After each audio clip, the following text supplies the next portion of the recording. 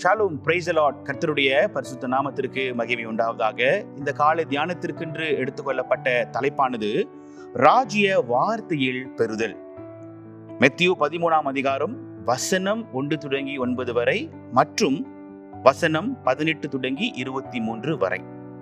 பெருமனங்களே, இந்த காலை வேளையிலும் கூட மத்தேயு எழுதின சுவிசேஷத்திலே இந்த 13ஆம் அதிகாரத்திலே நாம் பார்க்கும்போது இயேசு கிறிஸ்து ஒரு விதைக்கிறவனை குறித்து ஒரு கதையை சொல்லுகிறார். ஆண்டவர் இந்த விதைக்கிறவனை குறித்து சொல்லும் போது 2 முக்கியமான காரியத்தை அவர் சொல்லுகிறார். ஒன்று, ஆண்டவர் சீட், அதாவது விதையை குறித்து சொல்லுகிறார். இன்னொன்று, ஆண்டவர் சாயில், நிலத்தை குறித்து சொல்லுகிறார். சீட்னு சொல்லும் போது, விசேஷமாக விதை என்று சொல்லும் போது அவருடைய வார்த்தையை அது பிரதிபலிக்கிறது.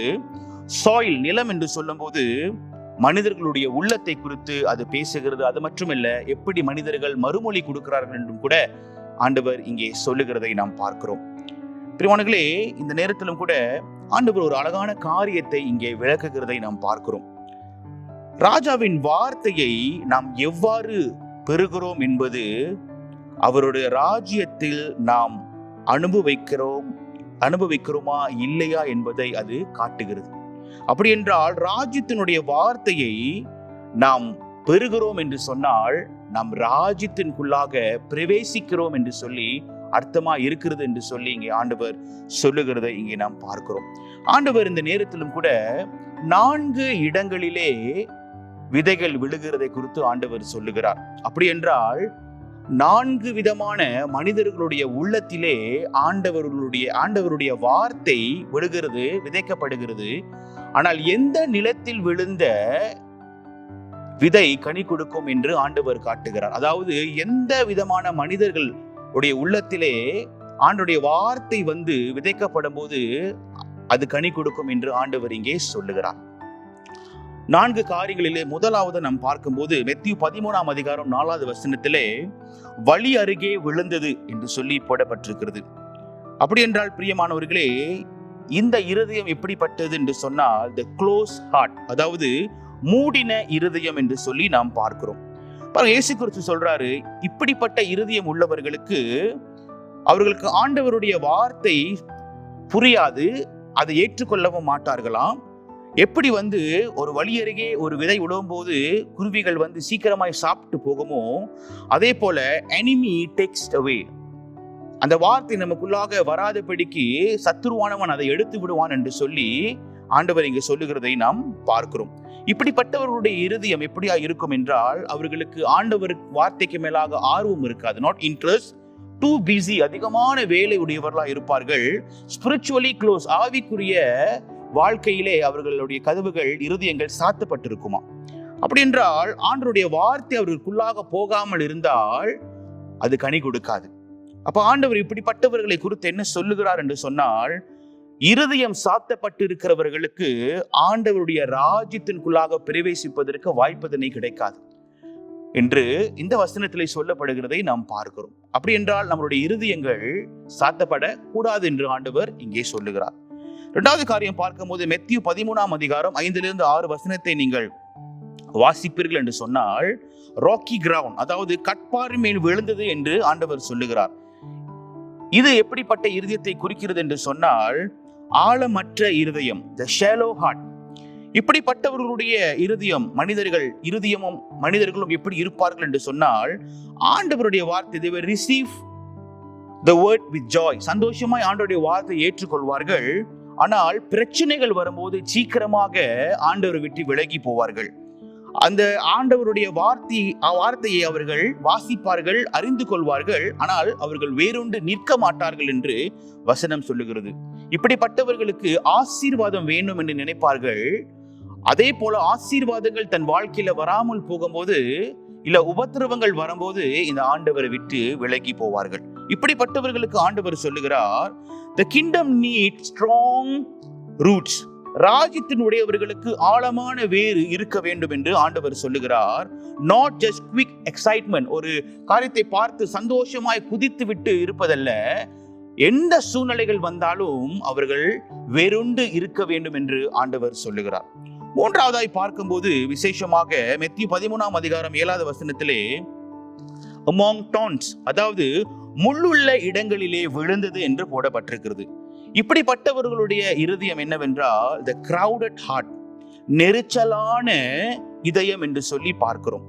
பாருங்க, இந்த நேரத்திலும் கூட இந்த விதை முள் மேல் விழும்போது அது அப்படியாய் வளர்ந்து வரும். அது முள்ளோடு கூட அது choke them, அது அப்படியாக பின்னி வரும்போது அது திணறும் என்று சொல்லி நாம் பார்க்கிறோம். அதே போலதான் இன்றைக்கு இப்படிப்பட்ட உள்ளமுள்ளவர்கள் உலகத்தினுடைய கவலைகள், பணங்கள், உலகத்தில் இருக்கிற எல்லா காரியங்களும் வைத்துக்கொண்டு ஆண்டவரையும் நேசிப்பார்கள், உலகத்தையும் நேசிப்பார்கள், எல்லாத்தையும் பின்னி இருக்கும்போது அவர்கள் திணறி இருப்பார்கள், அவர்கள் திசை திருப்பப்பட்டவர்களாகவும் இருப்பார்கள் என்று சொல்லி இந்த வசனம் ஆண்டவர் சொல்லுகிறார்.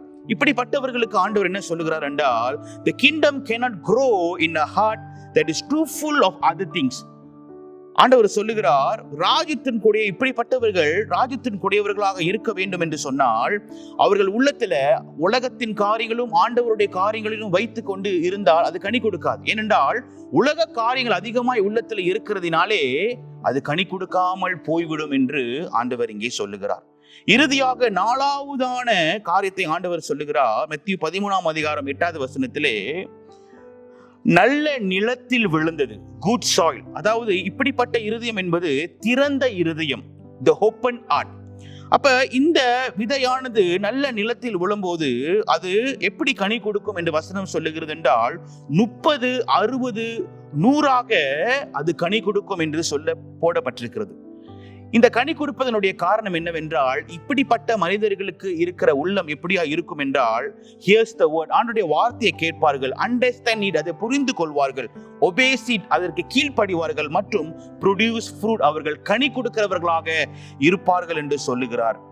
இப்படிப்பட்டவர்களுக்கு ஆண்டவர் சொல்லுகிற ஒரு அழகான வார்த்தை என்னவென்றால், when we truly receive the king, உண்மையாகவே இவர்கள் ஆண்டவரை ஏற்றுக்கொள்வது படினாலே இவர்கள் வாழ்க்கை மாறப்பட்டிருக்கிறது. அப்ப இன்னைக்கு நம்மளுடைய இருதயம் திறந்திருக்கணும் என்று ஆண்டவர் சொல்லுகிறார். பாருங்க, மத்தேயு 13ஆம் அதிகாரம் 18லிருந்து 23 இன்னொரு பாகம் இருக்கிறது. அதை சுருக்கமாய் நான் சொல்ல விரும்புகிறேன். இதை எதை விளக்குறது என்று சொன்னால், people respond the God message in different way. ஆண்டவருடைய வார்த்தையை வித்தியாசமான ஒரு மறுமொழிகளை மனிதர்கள் வித்தியாசமா இருப்பதனாலே வித்தியாசமாய் மறுமொழிகள் கொடுப்பார்கள். ஆனால் அதை உண்மையாக ஏற்றுக்கொள்பவர்கள் மட்டும்தான் கனி கொடுப்பார்கள், எப்பயுமே வளருவார்கள். இன்றைக்கு நம்ம எப்படிப்பட்ட ரெஸ்பான்ஸ் கொடுத்தாலும் உறுதியாக கனி கொடுக்க முடிந்தவர்களா இருக்கிறோமா என்று சொல்லி நாம் ஆராய்ந்து பார்க்க வேண்டும். ஆண்டவர் இன்றைக்கு இந்த செய்தியை கேட்டதற்கு பிற்பாடு ஆண்டவர் 3 காரியங்களை நம்ம செய்ய சொல்றார். முதல் காரியம், the first thing, check the heart, check your heart, உங்களுடைய இருதயத்தை பரிசோதனை பண்ணுங்க. 2வது, make room for king, ஆண்டவருக்கு நம்ம உள்ளத்திலே ஒரு இடத்தை ஆயத்தப்படுத்த வேண்டும். 3வது, aim to bear fruit, நம்ம கனி கொடுக்க வேண்டும் என்று சொல்லி நம்ம ஆண்டவரிடத்திலே கேட்க வேண்டும். பிரியமானவர்களே, இறுதியாய் சொல்லி முடிக்கிறேன். the king is still speaking, நம்மளுடைய ராஜா பேசிக்கொண்டே இருக்கிறார்.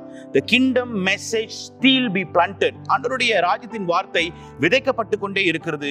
கேள்வி என்னவென்று சொன்னால், the question is not about the seed, the question is about your heart.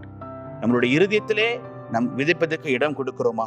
நீங்க ஆண்டவருடைய வார்த்தையை உள்ளத்தில் ஏற்றுக்கொண்டால் நல்ல நிலத்தில் விழுந்த விதையை போல இருப்போம் என்றால் நம் ஆண்டவருடைய ராஜ்யத்தை அனுபவிக்க முடியும். கர்த்தர் உங்களை ஆசீர்வதிப்பாராக. உங்களுக்கு நல்ல நிலம், நல்ல உள்ளத்தை கர்த்தர் கொடுக்க வேண்டும் என்று இந்த எந்த காலத்திலே நான் தேவனிடத்திலே கேட்டுக்கொள்கிறேன். நம் கண்களை மூடுவோம், இப்படியாக நாம் ஜெபிப்போமாக. நித்திய பிதாவின் நேய குமாரன் நேமி அனைத்தும் வாழ வந்தார். நித்திய பிதாவின் நேய குமாரன் நேமி அனைத்தும் வாழ வந்தார். மெய்யான தெய்வம் மெய்யான மனுடன், மெய்யான தேவன் மெய்யான மனுடன், மேசையா ஏசையா வந்தார். மேசையா ஏசையா வந்தார். மண்ணுயிர்க்காக தன் உயிர் விடுக்க வல்ல பராபரன் வந்தார். வல்ல பராபரன் வந்தார். வந்தார் வந்தார். ஆண்டவரே, உமக்கு நன்றி செலுத்துகிறோம். இந்த நாளிலும் கூட எங்களுக்காகவே இந்த உலகத்திற்கு வந்து எங்களுக்காகவே ஜீவனை கொடுத்து எங்களுக்கு உம்முடைய வார்த்தையை கற்றுக் கொடுத்து நாங்களும் ஆண்டவர் ராஜ்யத்தினுடையவர்களாய் மாற வேண்டும் என்று சொன்னதற்காக நன்றி செலுத்துகிறோம். இந்த ஆண்டவரே தியானத்திலே இணைந்திருக்கிற ஒவ்வொருவரையும் என் ஆண்டவர் ஆசீர்வதிப்பீராக. நல்ல நிலம், நல்ல உள்ளத்தை கர்த்தர் எங்களுக்கு இந்த லெந்து காலத்திலே கொடுத்து ராஜாவை பிடித்துக் கொள்ள நீர் உதவி செய்வீராக. இயேசுவின் நாமத்தில் ஜெபிக்கிறேன் நல்ல பிதாவே, ஆமேன்.